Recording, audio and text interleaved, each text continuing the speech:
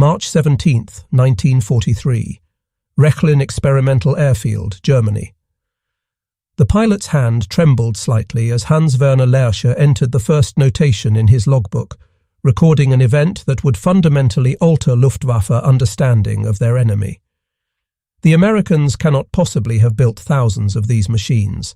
No nation could manufacture such complexity on an industrial scale while fighting a global war. Through the cockpit window of the captured Boeing B-17 Flying Fortress, coded DL+XC by German forces, Lerche studied an instrument panel that contradicted 3 years of Luftwaffe intelligence assessments. 13 defensive gun positions would eventually surround the most advanced variants of this aircraft. The B-17F model before him carried 9 heavy-caliber machine guns, each capable of firing 750 rounds per minute, creating an interlocking field of fire that transformed the bomber into something unprecedented in aerial warfare. In German hands, this captured fortress, nicknamed Wulf Hound, represented the first intact American heavy bomber the Luftwaffe would test fly. What Lerche and his fellow test pilots would discover in the months ahead would prove more devastating to German confidence than any battlefield defeat. The firepower concentrated in this single aircraft, when multiplied across hundreds of bombers flying in defensive formations, created a level of aerial combat capability that German fighter pilots had never encountered, and German industry could never match. The transformation from enemy weapon to intelligence goldmine had begun 3 months earlier on December 12, 1942. Lieutenant Paul Flickinger piloted B-17F serial number 41-24585, call sign PUB, during a bombing run against the Rouen-Sotteville Railroad marshalling yards in occupied France. His aircraft, part of the 361st Bombardment Squadron of the 303rd Bombardment Group stationed at RAF Molesworth in Huntingdonshire, England, carried the unofficial name Wulf Hound painted on its nose by the American ground crew. The 303rd Bomb Group, known as Hell's Angels, had received its baptism of fire nearly a month earlier, but still lacked extensive combat experience. On this December morning, the group furnished 20 B-17s for a mission targeting Luftwaffe servicing facilities some 60 miles east of Paris. The mission started routinely enough, but German fighters from multiple Luftwaffe units had other plans for the American formation. Messerschmitt Bf-109s and Focke-Wulf FW-190s attacked the American formation with aggressive persistence. German pilots pressed their attacks with determination, understanding that breaking up the tight defensive formations offered their best chance of success. Machine gun and cannon fire tore through Wulf Hound's fuselage and wings. One engine sputtered and died, its propeller windmilling uselessly. Another began losing power, smoke trailing from damaged cylinders. Flickinger faced an impossible choice as his crippled bomber fell behind the protective formation. The other B-17s continued toward England, unable to slow down without making themselves vulnerable to the swarming German fighters. Attempting to reach England across the Channel meant certain death for a damaged bomber unable to maintain formation. Heading for neutral Switzerland or Sweden involved hundreds of miles over hostile territory, with failing engines and pursuing fighters. The only option that offered his crew any chance of survival was an immediate emergency landing on enemy-controlled soil. Scanning the landscape below through breaks in the clouds and smoke from his damaged engines, Flickinger spotted what appeared to be a suitable field near Melun, France, approximately 60 miles southeast of Paris. With remarkable skill considering his aircraft's damage, he brought the massive 30-ton bomber down for a wheels-up landing in a hayfield. The B-17 slid across the grass and mud, its ball turret guns pointing downward, ploughing a long furrow before coming to rest. The 10-man crew emerged from the aircraft with hands raised, expecting to become prisoners of war. What they didn't expect was how valuable their intact aircraft would become to German intelligence. Within hours, Luftwaffe ground crews and Wehrmacht soldiers swarmed over the captured fortress. Engineers photographed every system, every structural detail, every technological feature before the bomber could be damaged by souvenir hunters or sabotage. The bomber represented an intelligence windfall beyond anything previously captured. Most downed Allied aircraft arrived in pieces, scattered across fields and forests, their secrets buried in twisted metal and broken components. But Wulf Hound sat nearly intact in a French field, a complete example of American heavy bomber technology ready for exploitation. German recovery specialists immediately recognized the prize before them. This was not just another crashed bomber to be stripped for scrap metal. This was the first B-17 flying fortress to fall into Luftwaffe hands in flyable condition.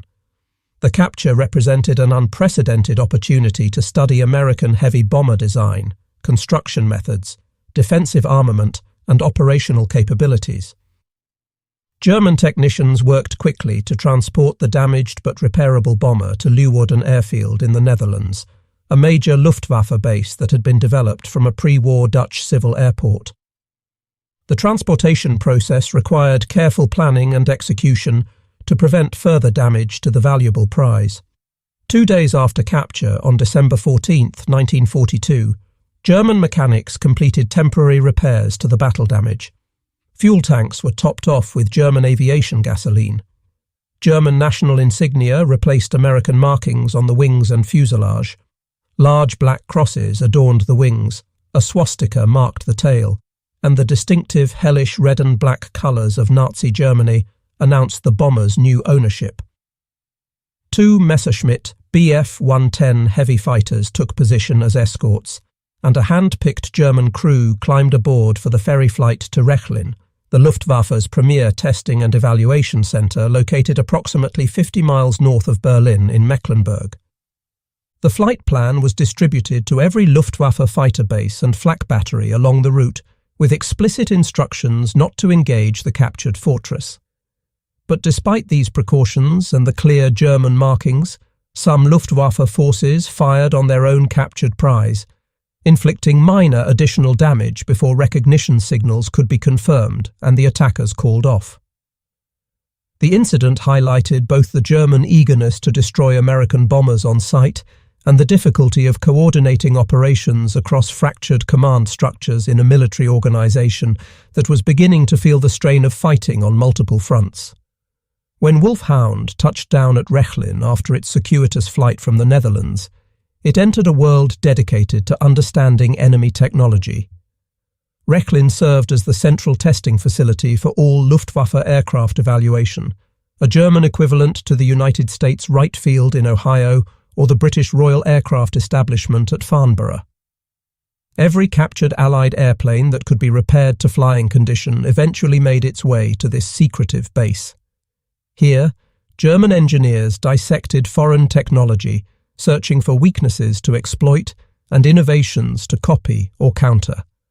The facility employed hundreds of technicians, engineers, test pilots, and support personnel dedicated to the single mission of understanding how enemy aircraft worked and how to defeat them.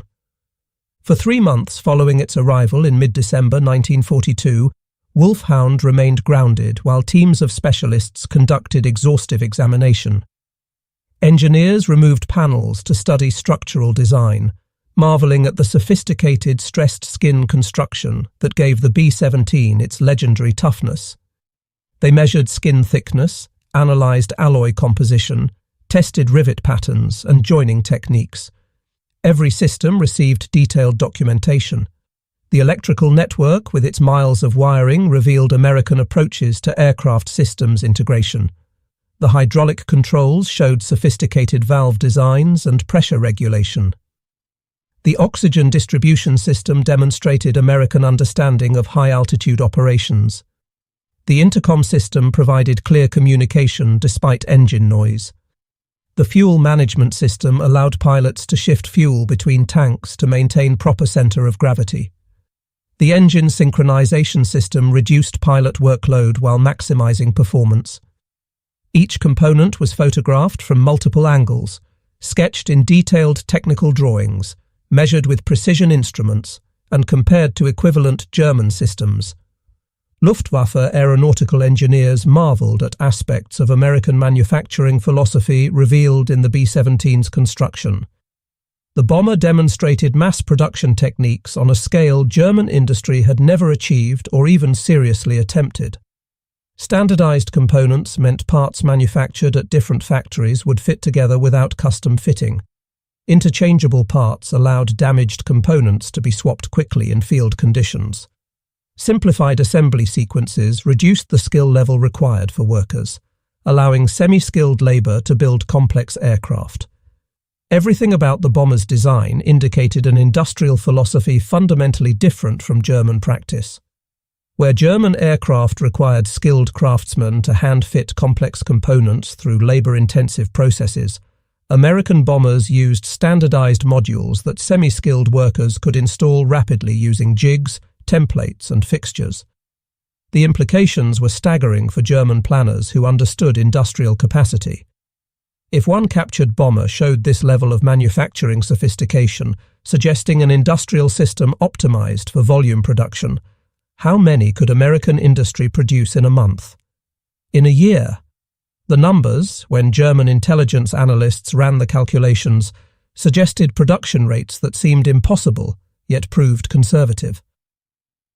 On March 17, 1943, Wulf Hound finally took to German skies for its first flight under Luftwaffe control. Flugzeugführer Böttcher, an experienced Luftwaffe test pilot selected for his skill and judgment, conducted the maiden flight from Rechlin. The bomber handled smoothly despite its size, responding to control inputs with surprising docility. American pilots had consistently praised the B-17's flight characteristics in reports that German intelligence had intercepted or obtained through prisoner interrogations, and German test pilots quickly confirmed these assessments through direct experience. The Fortress flew with surprising stability for such a large aircraft weighing 15 tons empty and up to 30 tons fully loaded. Control responses felt predictable and balanced across the entire flight envelope. Even with one or two engines shut down during deliberate single-engine and twin-engine tests, the bomber maintained controllable flight, a capability that explained why so many damaged B-17s managed to return to England after sustaining terrible combat damage that would have doomed German bombers.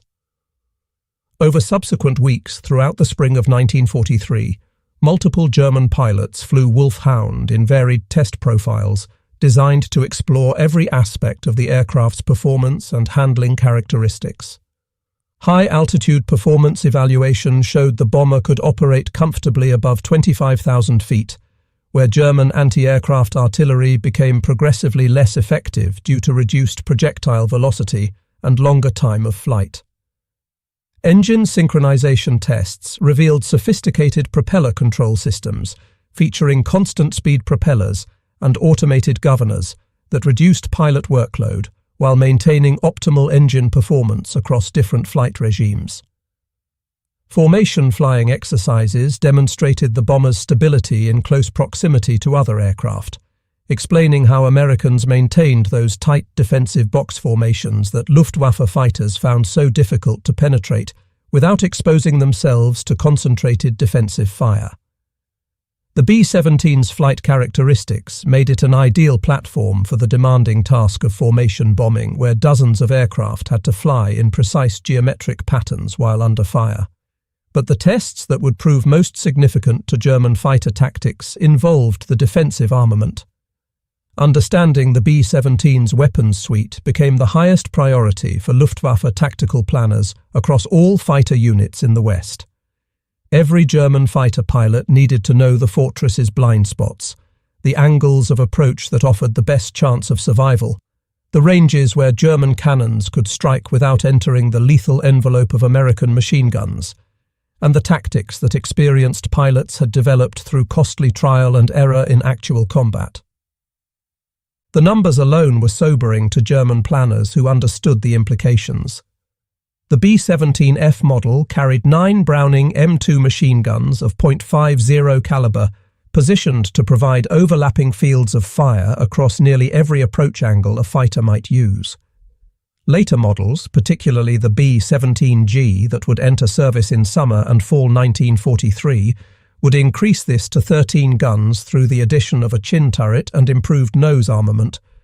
But even 9 heavy machine guns represented firepower exceeding anything German bomber designs incorporated for defensive purposes. German bombers relied on defensive gun positions that were often improvised, cramped and limited in traverse angles. The Heinkel He 111, the Luftwaffe's standard medium bomber, typically carried 6 or 7 machine guns of mixed caliber, many of them rifle-caliber 7.92mm weapons with limited effectiveness against attacking fighters. The Junkers Ju-88 fast bomber might have 4 or 5 defensive positions scattered around the airframe.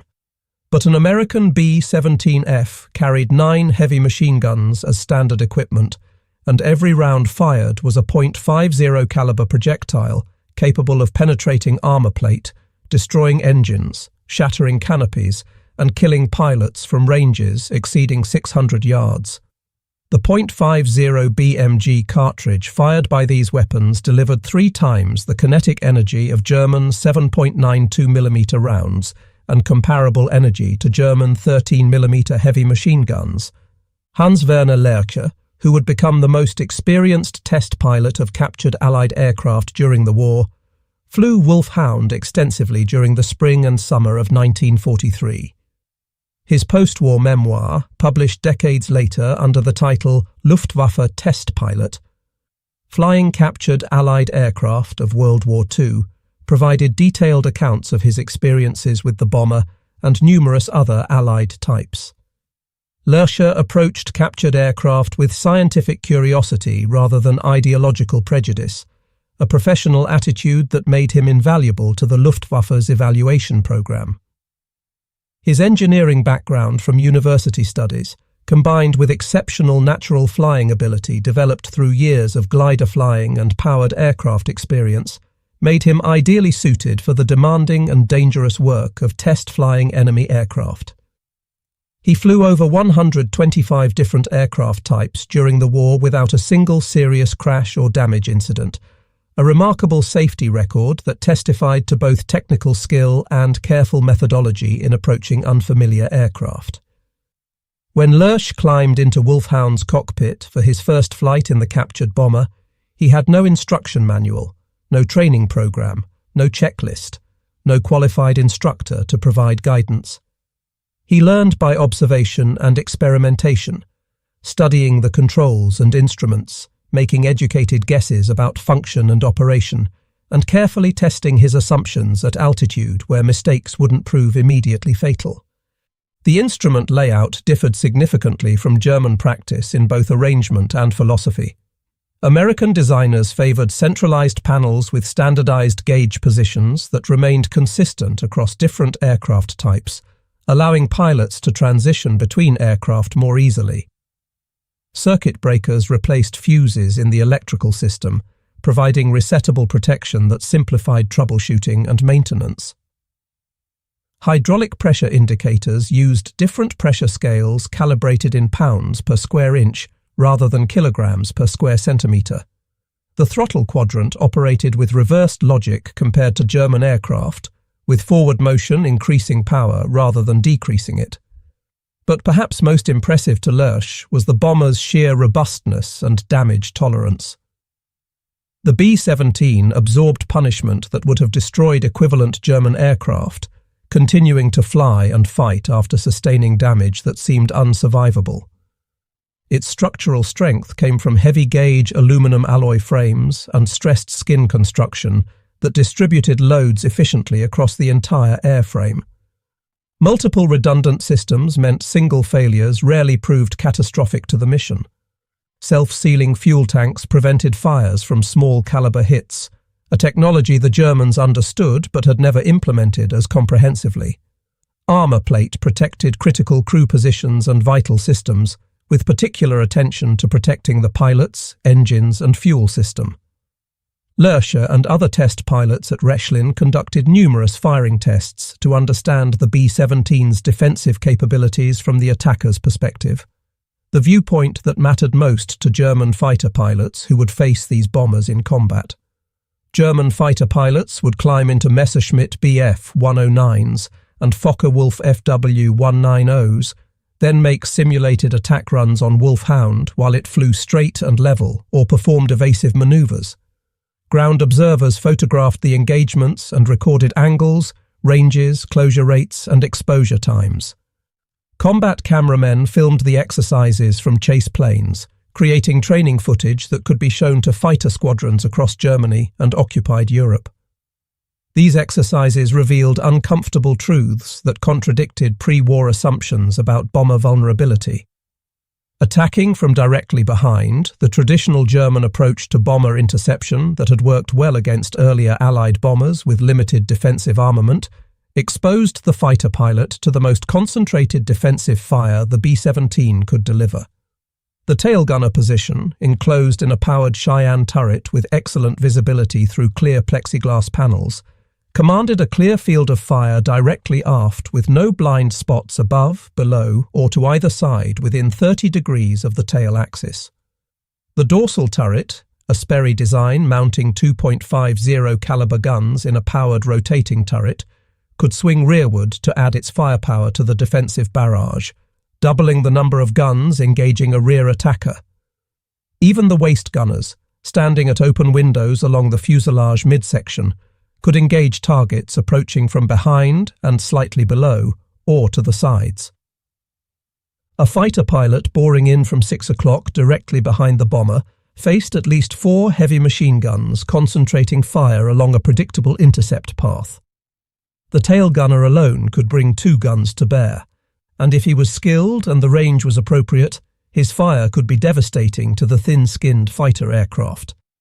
The closing speed between attacking fighter and fleeing bomber, typically around 150 to 200 miles per hour differential, gave the German pilot perhaps 3 to 5 seconds of firing time before breaking away to avoid collision with the massive bomber.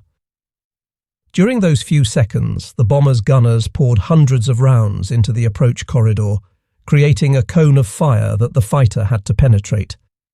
Luftwaffe combat reports documented the deadly effectiveness of this defensive arrangement, with numerous fighters damaged or destroyed during tail attacks.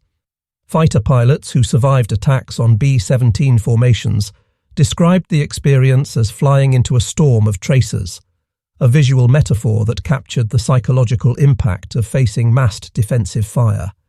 At typical combat ranges of 400 to 800 yards, 1 in every 4 or 5 rounds loaded in American machine gun belts was a tracer, creating visible streams of fire that seemed to fill the sky around attacking fighters. These tracers, while intended primarily to help gunners adjust their aim by showing bullet trajectory, also provided an immense psychological deterrent to attacking pilots. German pilots saw walls of fire converging on their aircraft from multiple bombers simultaneously, and instinctively broke off attacks before reaching optimal firing position. This psychological impact reduced German fighter effectiveness significantly, even when the actual hit probability remained relatively low due to the difficulties of deflection shooting at high closing speeds. Attacking from below presented different challenges but no better prospects for the attacking fighter.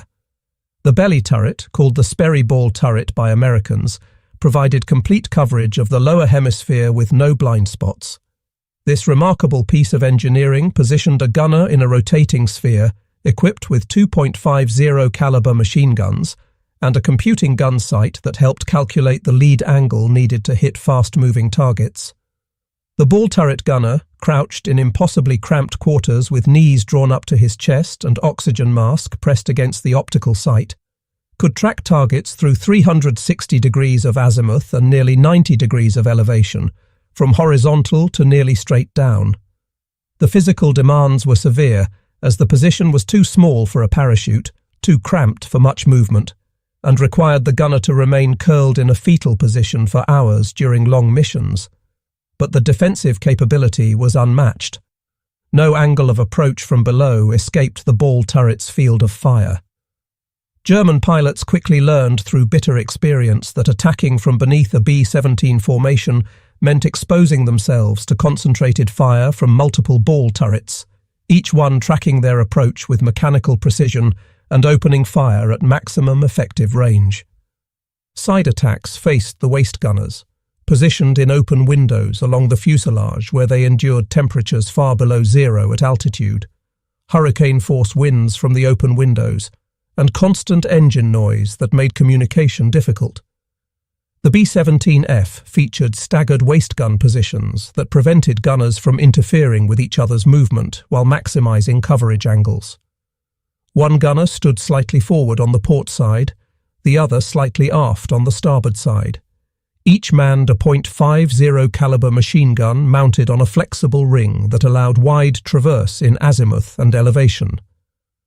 Attacking from beam angles meant flying through crossfire from both waist positions plus the dorsal turret, which could rotate to engage targets anywhere above the horizontal plane.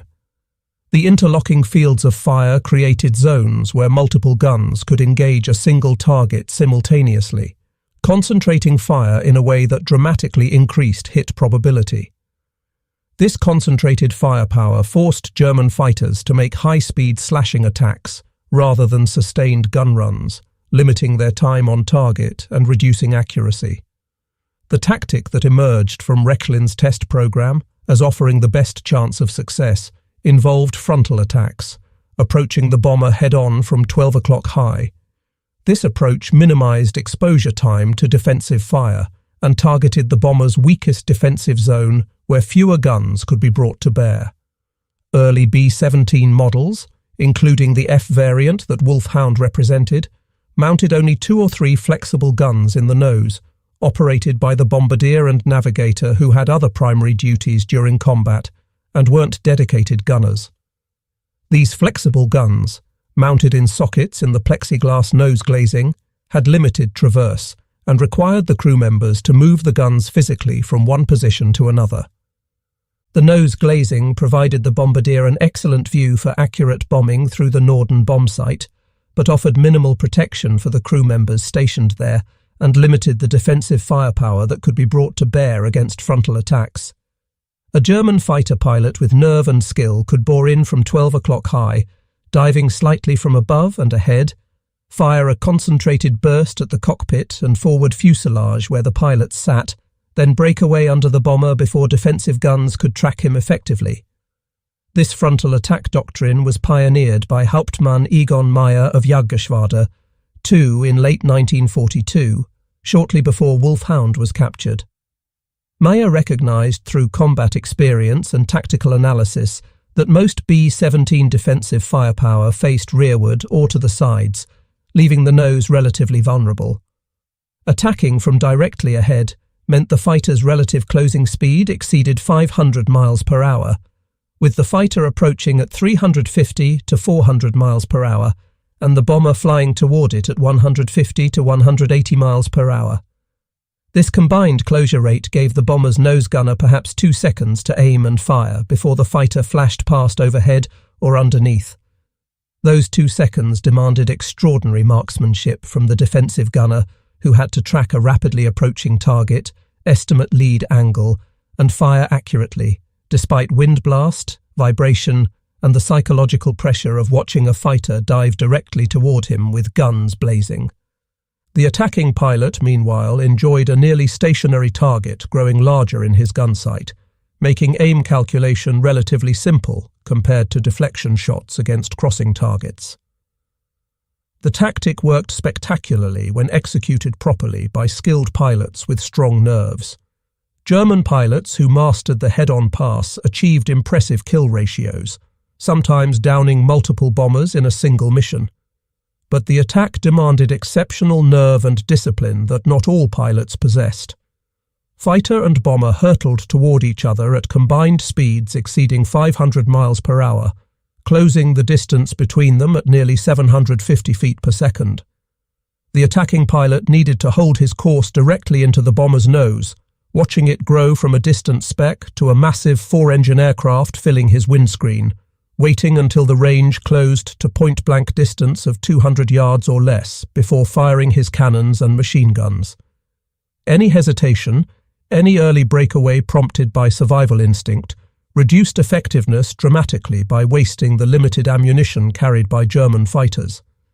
The psychological pressure of watching a 4-engine bomber grow larger in the windscreen while tracer fire from the nose guns flashed past the canopy, proved too much for many pilots. They broke off too early, wasting their attack and exposing themselves to fire from the top turret as they passed overhead. Even successful frontal attacks often proved fatal for the German pilot despite destroying the bomber. The combined closing speed meant collision remained a constant danger that required precise timing and spatial judgment. Pilots who pressed their attacks too aggressively, fixating on their target and forgetting to break away in time, sometimes couldn't pull out before their fighter struck the bomber they were attacking.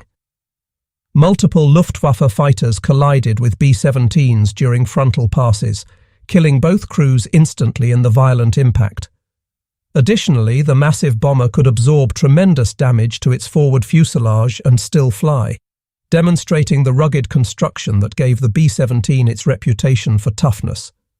Unless the attacking fighter's cannon shells struck the cockpit directly, killing or incapacitating both pilots, or disabled multiple engines simultaneously, the fortress often continued toward its target despite serious damage to the nose section. German fighter pilots needed to destroy the bomber quickly and completely, because wounded B-17s kept flying, kept fighting, and often made it home to England where American repair facilities could rebuild them for future missions. A damaged bomber that returned to base represented a failed interception despite the risk taken by the attacking pilot. These test flights at Rechlin, combined with combat experience reports collected from frontline fighter units across Germany and occupied Europe, led to a comprehensive understanding of B-17 capabilities that circulated throughout the Luftwaffe in the form of tactical bulletins, training films, and intelligence reports. But this knowledge brought little comfort to German military planners who understood the strategic implications.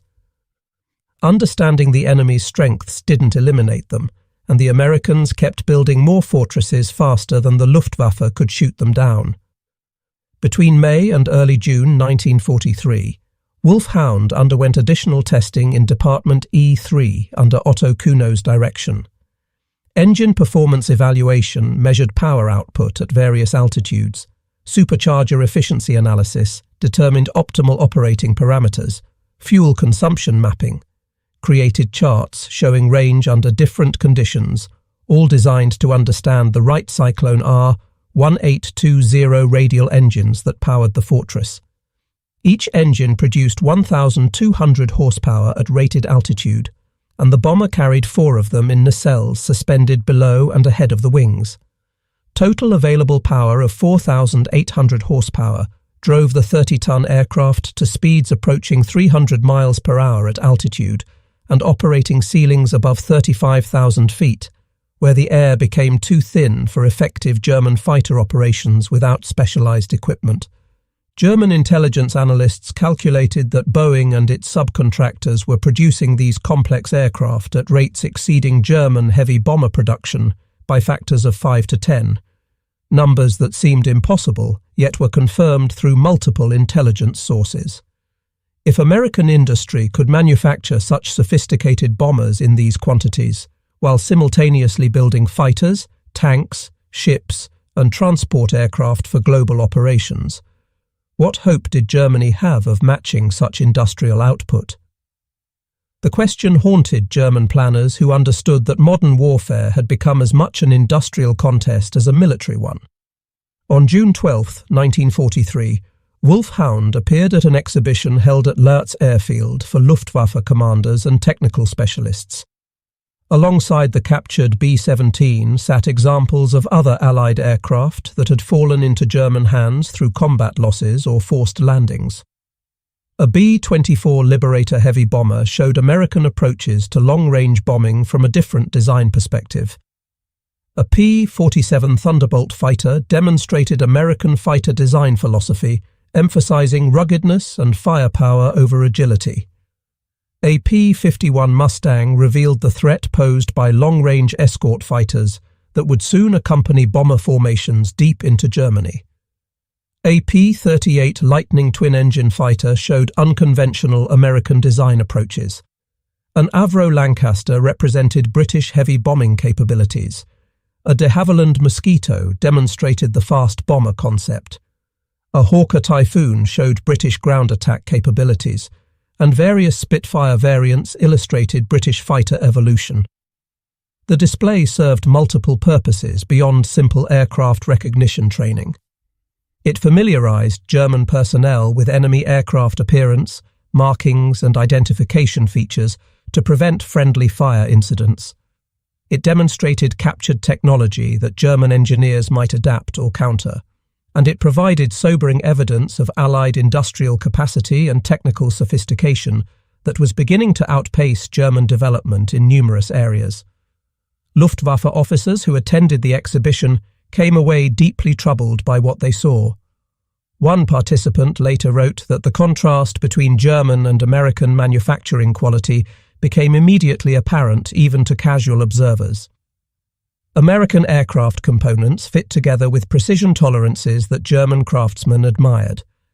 Matching construction quality across thousands of aircraft indicated sophisticated quality control. Smooth finishes reflected attention to aerodynamic detail. Careful assembly showed systematic production methods rather than improvisation.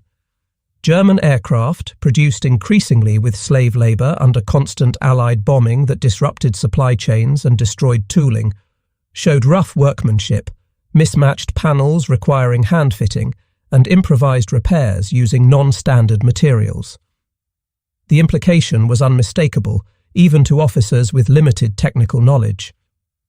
German industry was struggling to maintain production of increasingly obsolescent designs, while American factories turned out superior equipment in overwhelming quantities.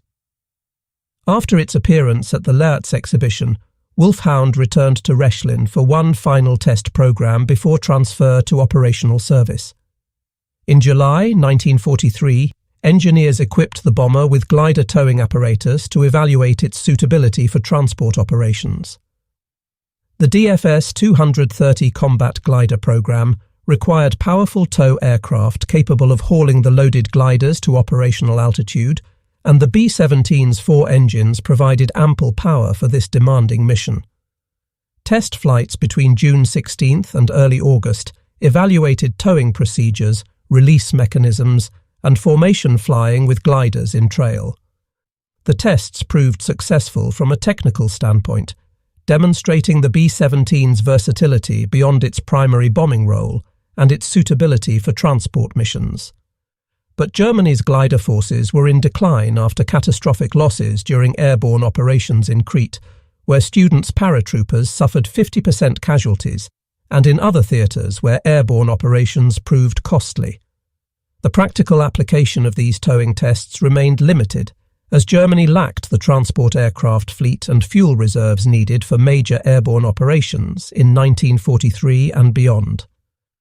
In September 1943, Wulf Hound transferred to a new assignment that would take it from the test facilities at Rechlin to operational service with one of the Luftwaffe's most secretive units. Kampfgeschwader 200 operated from Rangsdorf Airfield near Berlin as a special operations wing unlike any other in the German Air Force. KG-200's mission portfolio included long-range reconnaissance flights deep into enemy territory using aircraft that could blend with enemy formations, insertion and extraction of intelligence agents behind Allied lines, supply drops to German forces operating in partisan-controlled areas or cut off by enemy advances, and testing of experimental aircraft and weapons too sensitive for standard evaluation units. The unit operated an eclectic collection of German and captured Allied aircraft, selected for specific mission requirements rather than standardized logistics. Alongside German types like the Junkers Ju-296 engine long-range transport, Heinkel, He-111 medium bomber, and a Rado R-232 transport, KG-200 flew captured Soviet aircraft for operations on the Eastern Front and multiple American bombers for operations in the West and Mediterranean. The B-17's long range exceeding 2,000 miles, high-altitude capability above 25,000 feet, and rugged construction that could survive damage and harsh conditions made it ideal for many of the unit's missions.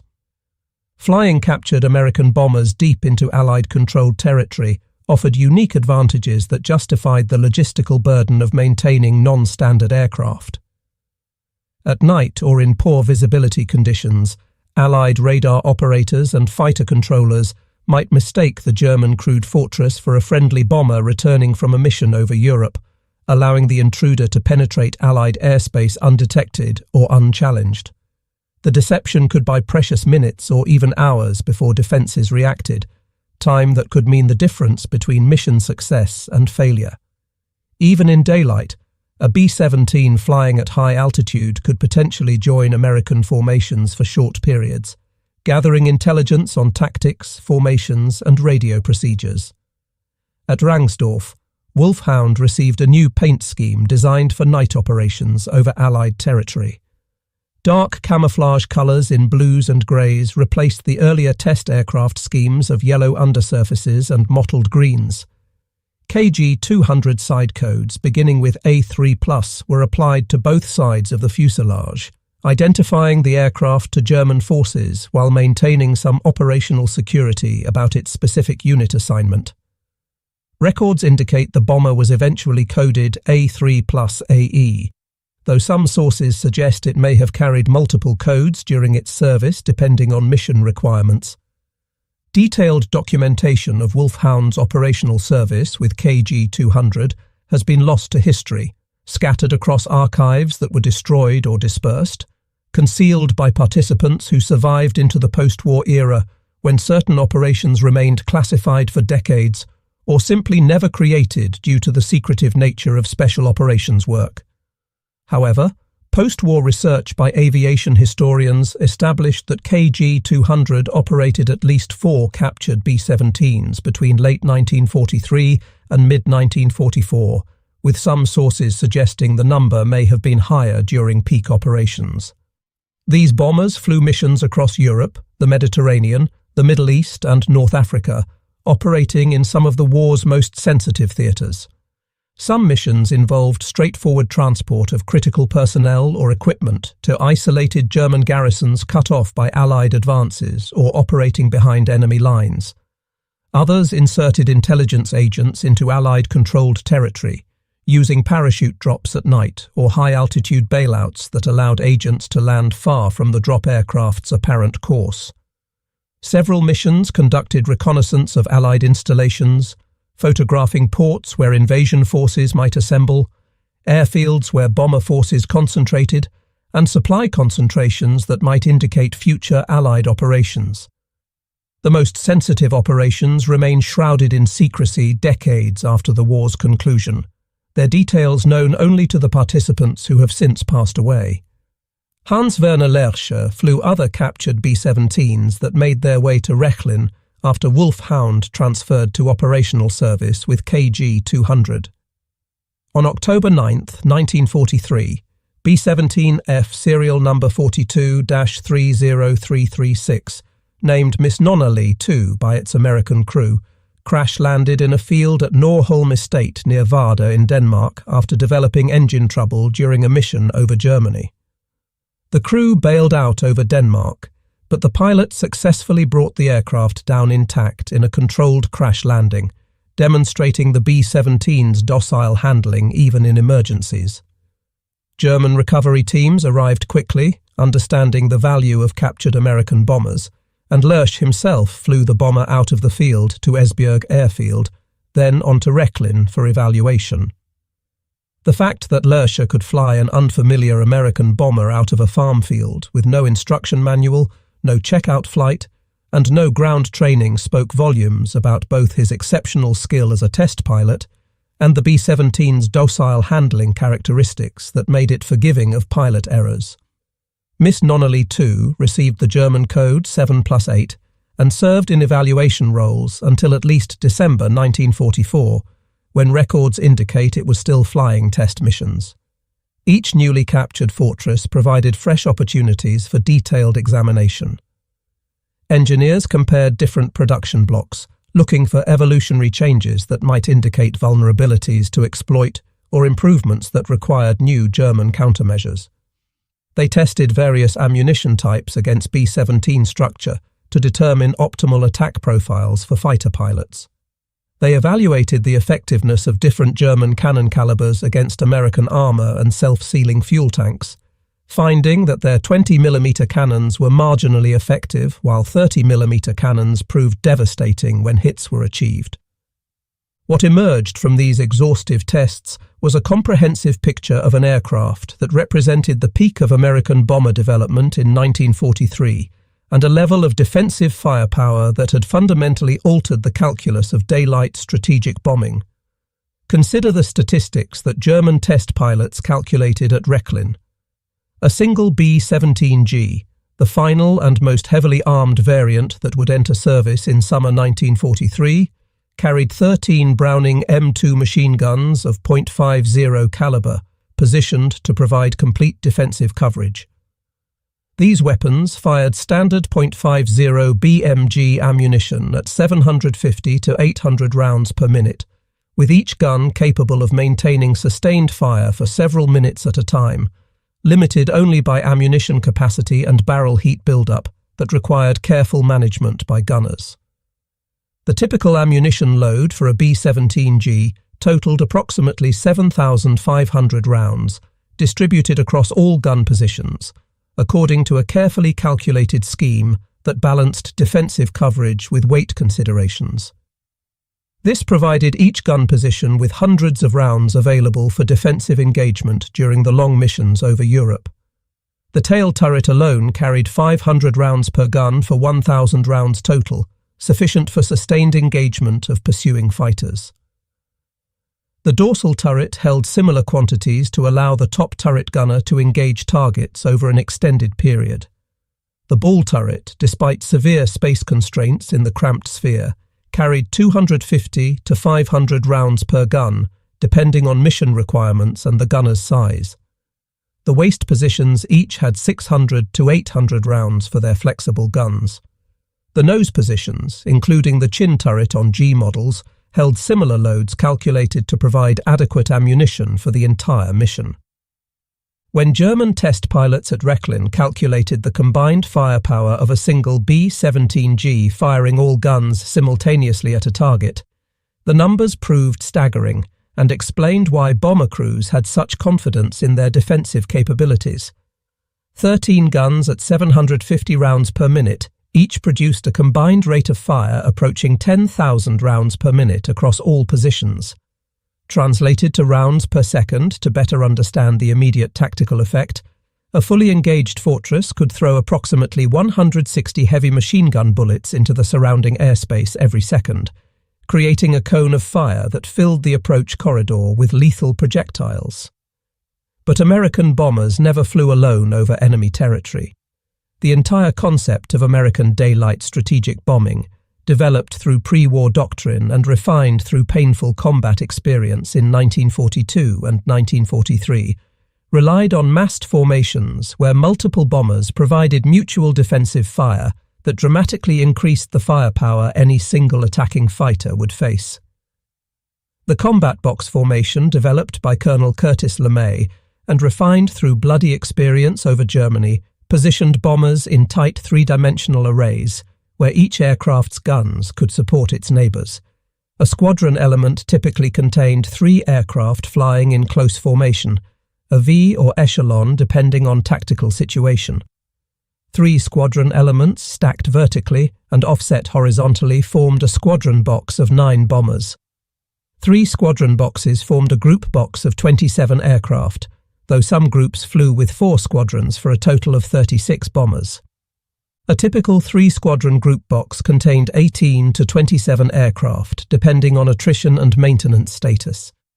If each bomber carried even 9 guns instead of 13, assuming a mix of F and G models in the formation, the group's combined defensive armament exceeded 180 heavy machine guns, providing interlocking fire. 3 such groups combined to form a wing box with 54 to 81 bombers and 500 to 700 machine guns providing interlocking defensive fire that created zones where attacking fighters faced concentrated fire from dozens of bombers simultaneously. German fighter pilots attacking such formations described approaching a wall of tracers. a vivid description that captured the visual and psychological impact of massed defensive fire. At typical combat ranges of 400 to 800 yards, every bomber gunner who detected an attacking fighter opened fire simultaneously, creating a visual spectacle that was both beautiful and terrifying. 50 or more machine guns might concentrate fire on a single fighter, making a head-on pass through the formation, with each bomber's gunners tracking the target and firing at maximum rate. The psychological impact overwhelmed many pilots regardless of actual hit probability, which remained relatively low due to the difficulties of deflection shooting, range estimation, and the brief time available for engagement. Luftwaffe after-action reports documented numerous instances of fighters breaking off attacks prematurely before reaching optimal firing range because pilots couldn't force themselves to fly deeper into the defensive barrage. Those pilots who maintained formation discipline and pressed attacks home despite the defensive fire faced brutal arithmetic that favoured the defenders. Luftwaffe studies conducted using data from actual combat engagements determined that rear attacks on B-17s required an average of 20 hits from 20mm cannon shells to destroy a bomber, and that figure assumed hits were distributed across vulnerable systems rather than concentrated in one area. The B-17's rugged construction, redundant systems, and self-sealing fuel tanks allowed it to absorb tremendous punishment and continue flying. Average pilot accuracy against evasive targets at combat ranges ran approximately 2%, a figure determined through analysis of gun camera footage and ammunition expenditure reports. Therefore, bringing down a single fortress from behind required firing approximately 1,000 rounds of 20mm ammunition to achieve the 20 hits needed for a kill. Early model Focke-Wulf FW-190 fighters carried only 500 rounds total of 20mm ammunition distributed across 2 cannons, with each gun holding 250 rounds in drum magazines. Upgrading to 4 cannons with belt-fed ammunition provided only 500 to 600 total rounds across all guns, still insufficient for multiple attack runs.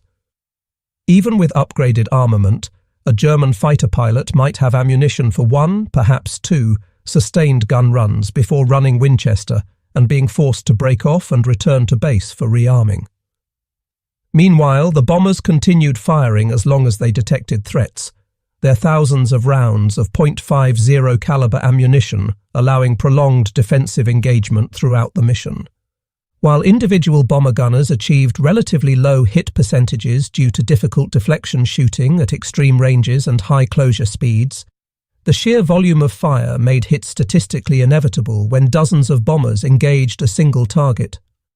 Luftwaffe fighter losses climbed steadily through 1943, as American bomber streams grew larger and more frequent, while German fighter forces struggled to regenerate losses faster than combat attrition, and training accidents destroyed them. Front attacks offered better kill ratios for skilled pilots, but demanded extraordinary skill and courage that not all pilots possessed. Approaching head-on meant the fighter closed at combined speeds exceeding 500 miles per hour, with both aircraft moving toward each other at maximum speed. At that closure rate, the target picture changed dramatically every second, requiring constant attention and rapid decision-making. Range estimation became critical to attack success, as opening fire too early meant rounds dissipated without effect, while waiting too long made collision unavoidable. The optimal firing envelope lasted perhaps 2 seconds from 400 yards to 100 yards, a brief window requiring precise timing. During those 2 seconds, the fighter pilot needed to aim carefully while compensating for his own aircraft's motion. Compensate for the bomber's evasive maneuvers, which might include slight turns or altitude changes, fire multiple bursts while correcting aim between bursts, and initiate the breakaway maneuver before the aircraft collided. This demanded constant practice under realistic conditions and exceptional reflexes that only experienced pilots developed. The captured B-17 at Rechlin allowed German fighter pilots to study their target intimately in ways impossible through combat experience alone. They walked completely around the fortress, examining it from every angle and noting the gun positions and their fields of fire. They climbed inside through the waste windows and crawled through the cramped interior, experiencing the limited space and difficult working conditions that bomber gunners endured. They sat in the various gun positions, including the ball turret, testing traverse and elevation limits, while noting the blind spots where attacking fighters might evade defensive fire if they approached from specific angles. They flew formation exercises where the bomber took evasive action while fighters practiced approach angles and firing solutions, creating training scenarios that transferred to combat. This training proved invaluable for experienced pilots who learned to exploit the B-17's vulnerabilities through systematic study. But by late 1943, the Luftwaffe was losing experienced pilots faster than training programs could replace them with equally skilled aviators. New pilots straight from flight school lacked the hundreds of hours of experience needed to execute complex attack maneuvers under fire, while maintaining situational awareness. They often broke off attacks prematurely or pressed them too aggressively, either wasting their ammunition or dying in collisions. Additionally, the Americans continuously improved their bombers based on combat experience and crew feedback. The B-17G model, entering service in late summer and fall 1943, added the distinctive chin turret under the nose, a remotely operated turret mounting 2.50 caliber machine guns that could engage targets directly ahead. This remotely operated turret was controlled by the bombardier through a computing gun sight, significantly improving the bomber's frontal defensive capability against the head-on attacks that had proved so effective against earlier models. Suddenly, the head-on attack that had been the preferred tactic of German aces became far more dangerous for attacking pilots. The chin turret could track an attacking fighter throughout its approach from first detection at long range, concentrating fire along the predicted intercept path. Combined with the existing cheek guns operated by the bombardier and navigator, plus the top turret which could swing forward to add its two guns to the defensive barrage, a B-17G could bring 6 to 8 heavy machine guns to bear on a frontal attacker, creating a defensive cone that required exceptional skill to penetrate. This forced the Luftwaffe to adapt once again, searching for new tactical solutions to the evolving defensive problem. Fighters began attacking from high angles, diving from above and ahead at steep angles where the bomber's guns had limited elevation traverse due to mechanical limits.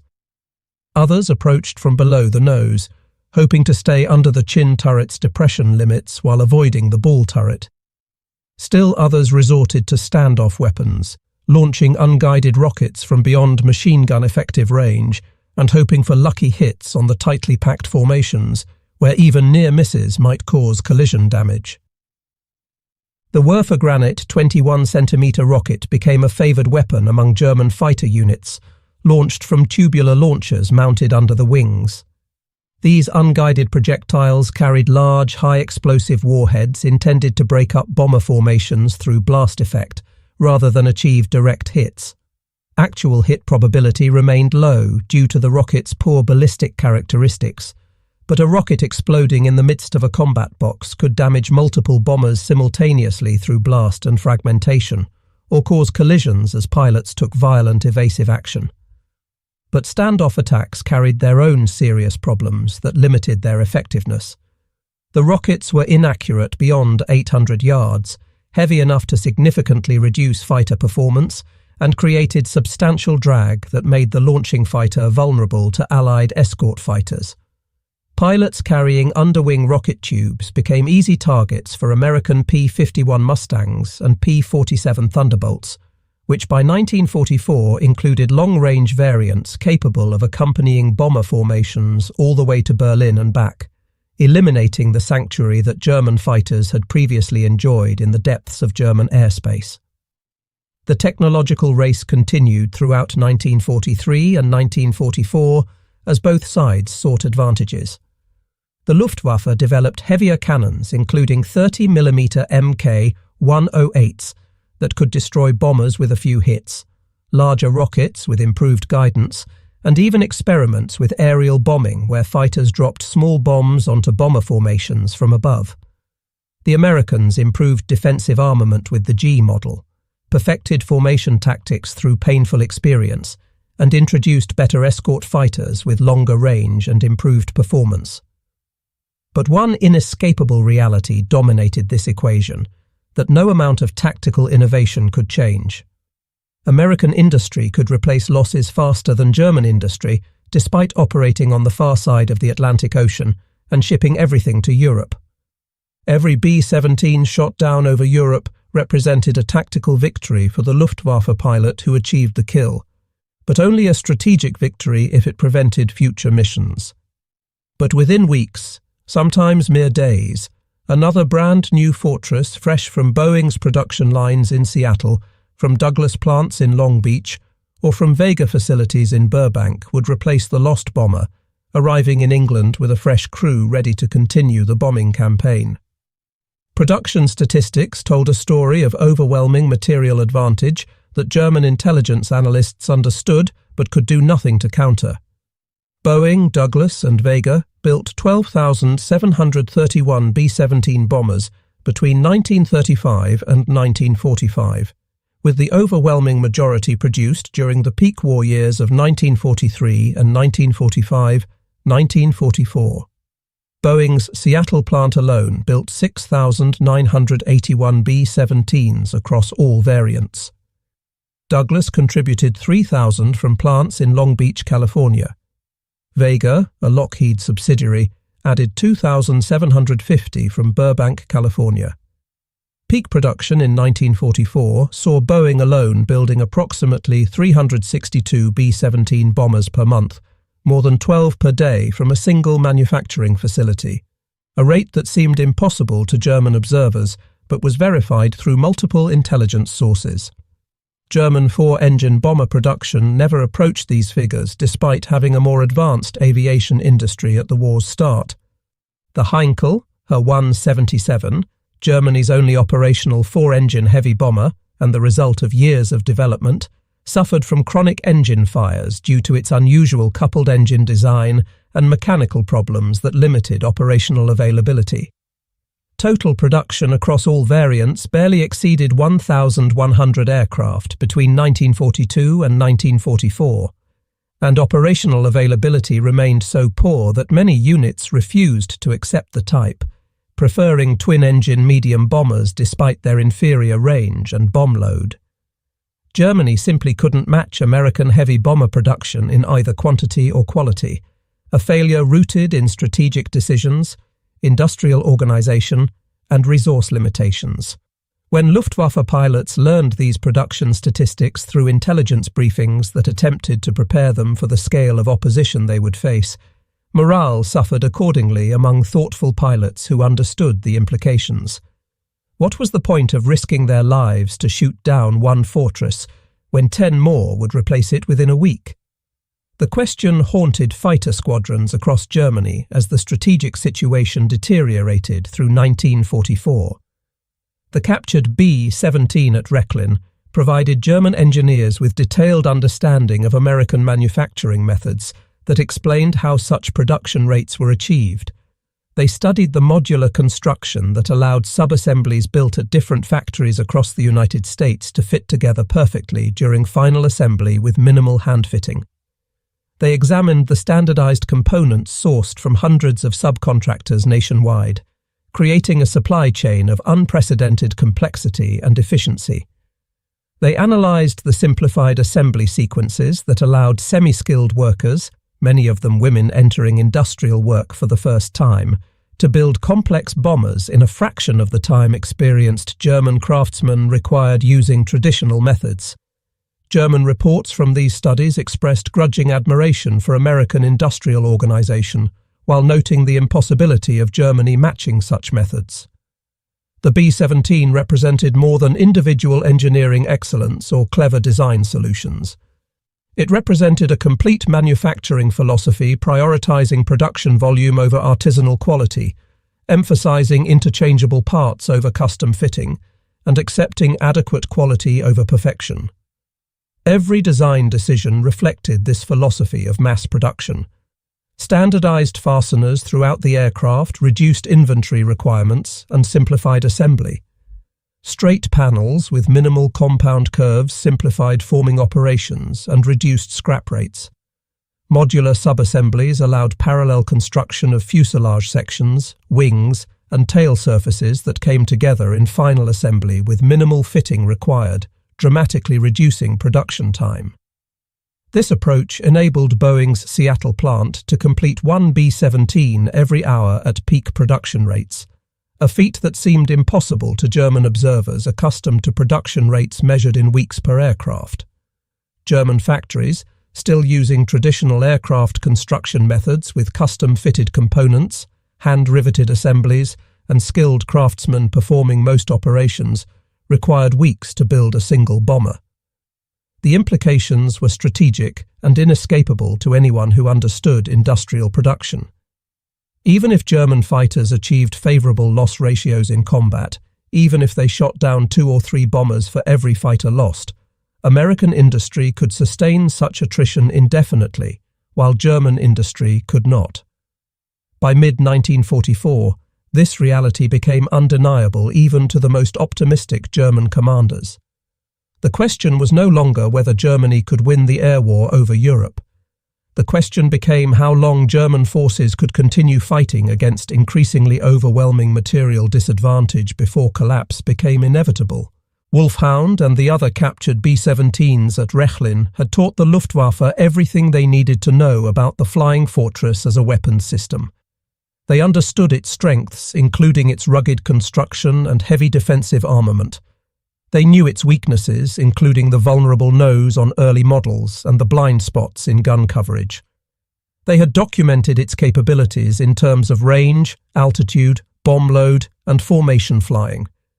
They understood its limitations, including the need for formation integrity and vulnerability to determined frontal attacks. They developed tactics that, when executed properly by skilled pilots with strong nerves, could destroy the bombers despite their defensive firepower. But this knowledge couldn't change the fundamental arithmetic of industrial production that determined strategic outcomes. For every German pilot who learned to attack B-17s effectively through training at Rechlin or through combat experience, the Americans trained 10 new bomber crews. For every fortress shot down over Germany through superior German tactics, American factories built 5 more bombers. For every successful interception that disrupted a bombing raid, a dozen more raids flew the next week with even larger formations.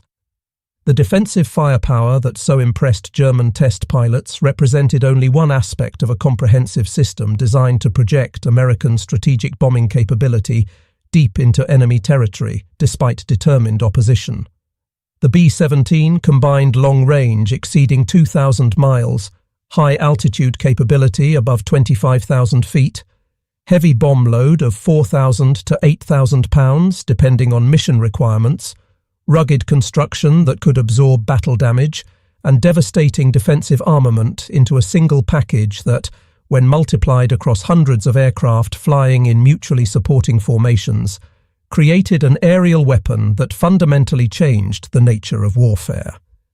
Luftwaffe General Adolf Galland, one of Germany's most successful fighter aces with 104 confirmed victories and eventual commander of German fighter forces, wrote extensively in post-war years about the challenges of defending against American daylight bombing.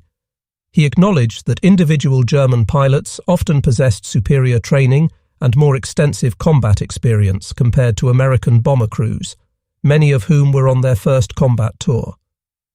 German fighters, particularly late-war models like the Focke-Wulf FW-190D-9 longnose variant and Messerschmitt Bf-109K-4, could outperform B-17S in every performance metric, including speed, climb rate, and maneuverability.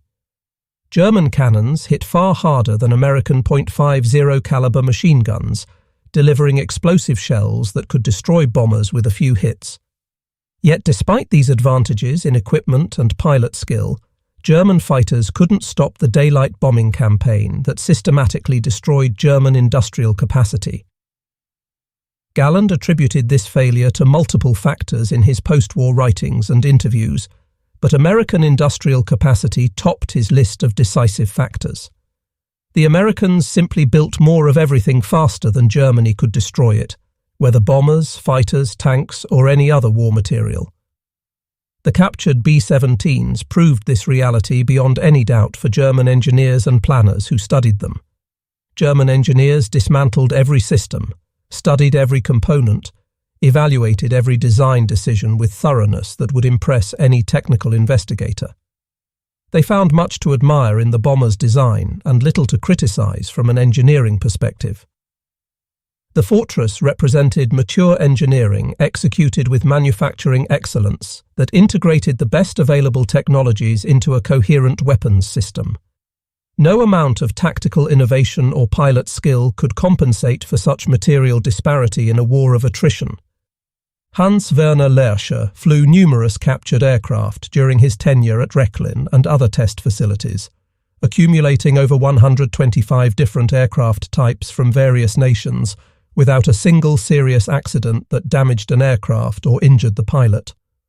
His post-war writing reflected professional respect for Allied aviation technology, tempered by frustration at German industry's inability to match Allied production rates and organizational efficiency. He flew B-17s, B-24 Liberators, British Lancasters, Soviet P-2s, and numerous fighter types from all combatant nations. Each aircraft taught specific lessons about Allied capabilities and different national approaches to aviation design philosophy. But the B-17 remained the most strategically significant aircraft he evaluated because it represented American strategic bombing doctrine made manifest in aluminum and steel. Every aspect of the fortress's design supported its mission to penetrate deep into enemy territory, deliver heavy bomb loads with precision using the Norden bomb sight, and return home despite determined opposition from fighters and anti-aircraft artillery. The defensive armament that so impressed German evaluators served as the critical enabler for this mission profile. Without those machine guns and the interlocking defensive formations they made possible, daylight strategic bombing would have proven impossible regardless of how many bombers the Americans built. German fighters would have slaughtered unescorted bombers in numbers that would have forced the Americans to abandon daylight operations and switch to night bombing like the British, reducing accuracy and effectiveness. The B-17's defensive firepower didn't make the bombers invulnerable to attack or prevent losses. Thousands were shot down over Europe by determined German fighter pilots and accurate anti-aircraft fire. But the defensive armament made them survivable in sufficient numbers to accomplish their mission over time. Enough bombers got through the defenses to hit their targets. Enough crews survived their tour of 25, then later 35 missions to return home and train new crews. The cumulative effect of hundreds of bombing missions over 2 years systematically destroyed Germany's industrial capacity, oil production facilities, transportation networks, and military production capabilities. By 1945, when Wulf Hound met its end during an American bombing raid on Oranienburg Airfield on April 10, 1945, the strategic bombing campaign had achieved its primary objectives. German industry lay in ruins across the Ruhr Valley and other industrial centres. Fuel shortages grounded much of the Luftwaffe despite having aircraft available. Transportation chaos prevented delivery of critical supplies to front lines where German armies faced defeat. The fortresses had completed their mission despite heavy losses along the way.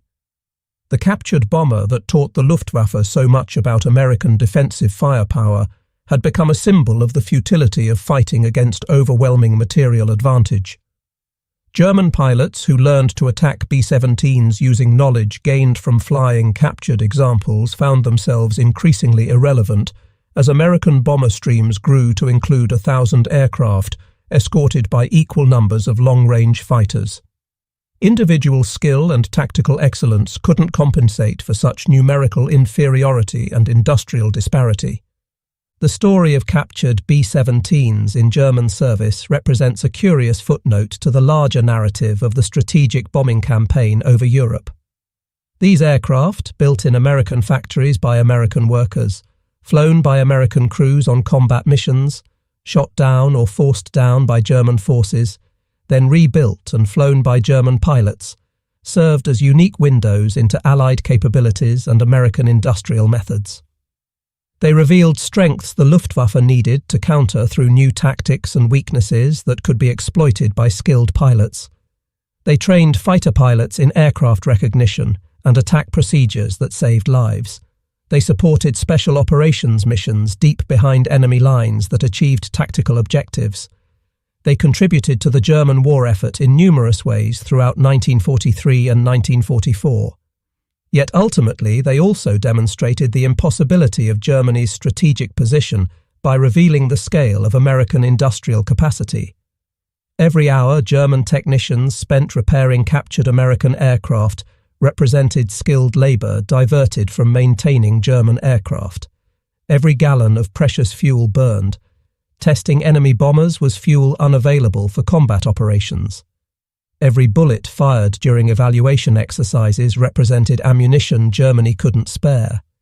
Meanwhile, American factories produced more B-17s every day, replacing losses faster than combat could inflict them. The production statistics remain staggering even 8 decades after the war's end. Boeing's Seattle plant, 2 alone, built 6,981 B-17s across all variants from the original Y-1 B-17 through the final B-17G. Douglas contributed 3,000 from plants in Long Beach between 1942 and 1945. Vega added 2,750 from Burbank in the same time frame. Total production exceeded 12,731 aircraft by war's end, with the final B-17 delivered in May 1945. Each bomber was a complex machine containing approximately 40,000 individual parts manufactured by hundreds of subcontractors. 4 Wright Cyclone R1820 engines producing 1,200 horsepower each, miles of electrical wiring connecting systems, thousands of pounds of aluminum formed into airframe structures, and that formidable defensive armament of up to 13 heavy machine guns with thousands of rounds of ammunition. Germany never built even 2,000 four-engine bombers during the entire war, despite starting with a more advanced aviation industry in the 1930s and having pioneered strategic bombing concepts. The reasons for this dramatic production disparity extended far beyond simple industrial capacity or factory floor space. American strategic doctrine prioritized heavy bombers for deep penetration missions and strategic targeting, while Germany focused on medium bombers and dive bombers, optimized for close air support of ground forces, a fundamental difference in military philosophy. American geography, protected by vast oceans that enemy forces couldn't cross, allowed undisturbed factory expansion and operation, while German industry operated under constant Allied bombing that destroyed facilities, killed workers, and disrupted supply chains. American engineering education produced thousands of skilled designers, managers, and technicians annually, while Germany struggled with manpower shortages as the war dragged on and casualties mounted. Most fundamentally, American political and economic systems proved more adaptable to total war mobilization than the rigid Nazi hierarchy with its competing power centers, inefficient decision-making, and ideological constraints. All these factors combined to create the industrial advantage that determined strategic outcomes. The B-17 Flying Fortress represented just one weapon in America's vast arsenal, but it symbolized the entire apparatus of American war production. When Luftwaffe officers stood before Wulf Hound at Rechlin, studying its construction, testing its systems, flying evaluation missions, they were really studying American industrial civilization and its capacity for sustained production. What they learned should have been obvious from the beginning to anyone who studied American industrial capacity objectively. You cannot defeat an enemy who can build bombers faster than you can shoot them down, who can train crews faster than you can kill them, who can deliver bombs in greater tonnage than your entire nation's industrial output across all sectors. The defensive firepower that so impressed German test pilots was merely the visible manifestation of deeper American advantages in industrial organization, resource allocation, and economic mobilization. The real secret weapon wasn't the 13 machine guns mounted on the B-17G. It was the economic and industrial system that could design, manufacture, and deploy 12,731 of these bombers while simultaneously building 300,000 aircraft of all types, 88,000 tanks, 41 billion rounds of ammunition, and everything else needed to fight a global war on multiple fronts across several continents and 2 major oceans. No amount of tactical brilliance, pilot skill, or individual courage could overcome such overwhelming disparity in industrial output. No wonder Hans-Werner Lerche, after flying dozens of captured Allied aircraft and seeing firsthand the quality and quantity of enemy equipment, concluded that Germany had already lost the war by 1943, based purely on industrial mathematics. The mathematics of material production predicted defeat with mathematical certainty. The only questions remaining were when the end would come and at what final cost in lives and destruction. The captured B-17 at Rechlin answered some important tactical questions for German fighter pilots. They revealed blind spots in defensive coverage that skilled pilots could exploit. They identified vulnerable systems, including hydraulics and oxygen, that could disable the bomber. They demonstrated attack profiles that offered the best chance of success for determined pilots. But they couldn't answer the fundamental strategic question that determined outcomes. How do you stop 10,000 bombers when you can barely build 1,000 fighters annually? How do you defend cities against endless raids when your pilots fly 3 or 4 missions per day until they're killed, wounded, or too exhausted to continue? How do you maintain industrial production and civilian morale when every factory worker knows American bombs will eventually find their workplace? These questions had no satisfactory answers within the framework of Nazi Germany's war strategy and industrial organization. The regime had started a war of conquest, assuming quick victory before enemies could fully mobilize their economies and industrial capacity. When that fundamental assumption proved false, when the war became a grinding contest of industrial attrition and staying power, Germany's fate was sealed by decisions made in the 1930s.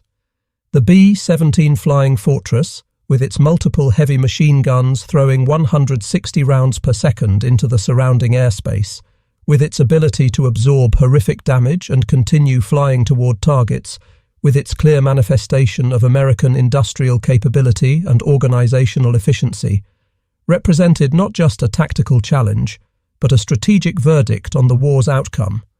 The bombers came every day in increasing numbers. The fighter escorts grew more numerous and capable. The targets burned systematically. And there was nothing the Luftwaffe could do to stop the campaign despite heroic individual efforts. Luftwaffe test pilots at Rechlin flew captured B-17s extensively and came away with grudging respect for American engineering, manufacturing, and military organization. They admired the bomber's rugged construction that allowed it to survive damage that would destroy lesser aircraft. They appreciated its thoughtful design that prioritized crew survivability and operational effectiveness. They acknowledged its devastating defensive firepower that made attacking the formations a deadly proposition even for experienced pilots. But respect for the weapon did nothing to change the outcome of battles in the sky over Europe. Knowledge of the enemy's capabilities couldn't create the resources needed to defeat them, when those resources simply didn't exist in sufficient quantities. By late 1944, many of the captured B-17s in German service had been destroyed or rendered unflyable through various causes. Some fell victim to Allied bombing raids on German airfields as the bombing campaign targeted Luftwaffe infrastructure. Others crashed due to maintenance issues as spare parts became impossible to obtain with supply chains disrupted. A few continued flying special missions for KG-200 until the final weeks of the war in early 1945. But their intelligence value had been largely exhausted by this point. The Luftwaffe knew everything worth knowing about the Flying Fortress through years of study. They understood its blind spots where guns couldn't reach. They knew its vulnerabilities in specific systems. They had developed tactics to attack it effectively when conditions allowed. Yet this hard-won knowledge proved increasingly useless against the reality of thousand-bomber raids, escorted by hundreds of fighters that overwhelmed defences through sheer numbers. Individual German pilots continued achieving remarkable success against B-17 formations throughout the war. Some aces shot down dozens of bombers using perfected attack techniques, learned partly from studying captured examples at Rechlin. But heroic individual performance couldn't compensate for systematic industrial inferiority and numerical disadvantage. For every ace who survived long enough to develop expertise through dozens of missions, 10 novice pilots died on their first or second combat mission before learning effective tactics. The average life expectancy for a German day fighter pilot by 1944 measured in weeks rather than months. Many never achieved 10 combat missions before being killed or too badly wounded to continue flying, creating a downward spiral of declining experience levels. The Americans, meanwhile, implemented systematic crew rotation policies that sent crews home after completing tour requirements of 25 missions initially, later increased to 35 missions as loss rates declined. Survivors returned to training commands in the United States, where they passed hard-won combat experience to new crews, creating institutional learning that preserved lessons purchased with blood. This systematic approach to crew utilization contrasted sharply with German practice of flying pilots until they died, were captured, or became physically unable to continue due to wounds or exhaustion. The different philosophies reflected different industrial realities and strategic positions. America could afford to rotate experienced crews to training roles because production provided steady streams of replacement aircraft and new crews fresh from training. Germany couldn't spare anyone with combat experience. Every pilot capable of flying combat missions stayed on the line until killed, captured, or incapacitated, leading to declining average experience levels across fighter units. Captured B-17 taught the Luftwaffe much about American defensive firepower through systematic study. The experience of fighting against thousand-bomber raids taught harder lessons about American resolve, resources, and industrial staying power. But the ultimate lesson came in May 1945, when the guns finally fell silent across Europe. Germany lay in ruins, its cities destroyed, its industry shattered beyond immediate repair, its military crushed between Soviet forces in the east and Western Allied armies in the west. The bombers had done their work over 2 years of sustained operations. The defensive firepower that so impressed German test pilots in 1943 had proved sufficient for the fortresses to complete their mission, despite taking terrible losses along the way, with nearly 5,000 B-17s lost to all causes during the war. The story ends where it began, in the sky over Europe, where men fought and died in machines that represented their nation's industrial capabilities, strategic doctrines, and approaches to warfare. Hans-Werner Lerche survived the war and lived until 1991, long enough to publish his memoirs and participate in numerous historical projects documenting Luftwaffe test pilot experiences for future generations. He remained proud of his service and technical accomplishments, while acknowledging the futility of Germany's cause and the inevitability of defeat once American industrial capacity fully mobilized. His expertise flying captured Allied aircraft made him valuable to Allied intelligence services after the war, and he contributed to several projects evaluating German and captured Allied aircraft for post-war air forces. Wulf Hound, the first intact B-17 captured by the Luftwaffe, served Germany from December 1942 until its destruction in April 1945. During those 2.5 years, it taught German aviators and engineers volumes about American bomber design, defensive tactics, and industrial capabilities. The lessons proved intellectually valuable but strategically irrelevant to changing outcomes. Understanding your enemy's advantages doesn't eliminate them or create counters when the resources don't exist. The 13 machine guns that so impressed test pilots at Rechlin represented not just defensive armament, but American industrial philosophy made tangible in metal. Overwhelming firepower through volume of fire, mutual support through formation tactics, redundancy through multiple weapon systems covering all approaches, all designed to ensure that enough bombers survived each mission to destroy their targets and return home to fly again. This philosophy worked despite heavy costs, despite losing nearly 5,000 B-17s to all causes during the war, including combat losses, operational accidents, and weather, despite casualty rates among bomber crews that exceeded 20% in some units during 1943, despite German fighter opposition that shot down hundreds of fortresses in determined resistance, the strategic bombing campaign succeeded in its objectives. Germany's war industries were destroyed across the Ruhr and other centres. Its cities burned from incendiary attacks. Its transportation networks collapsed under sustained interdiction. And when the war ended, American factories were still building B-17 at rates that would have allowed complete replacement of all combat losses within 6 months, demonstrating the ultimate futility of trying to win an attrition war against American industrial capacity. The captured B-17s in German service became unwitting witnesses to their own nation's defeat. Every test flight revealed American capabilities. Every evaluation report documented American advantages. Every training exercise emphasized the same inescapable message. America possessed industrial capacity that Germany could never match through any realistic means. The defensive firepower was impressive and merited respect. The productive capacity behind it was overwhelming and ultimately decisive.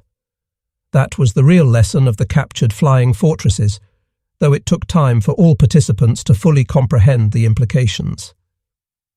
The Luftwaffe officers who flew captured B-17s admitted they had never seen defensive firepower like it in their experience with other bomber types. They marvelled at the interlocking fields of fire that covered all approach angles, the heavy caliber weapons that could destroy fighters at long range, the volume of ammunition that allowed sustained engagement. But the defensive guns were merely the visible manifestation of America's true weapon, the arsenal of democracy operating at full capacity and coordination. That arsenal, once unleashed and fully mobilized, proved unstoppable despite determined resistance. The fortresses came in their hundreds, the bombs fell on their targets, and Germany fell with them. The captured B-17s could teach tactics and reveal vulnerabilities. They couldn't change the strategic destiny determined by industrial capacity.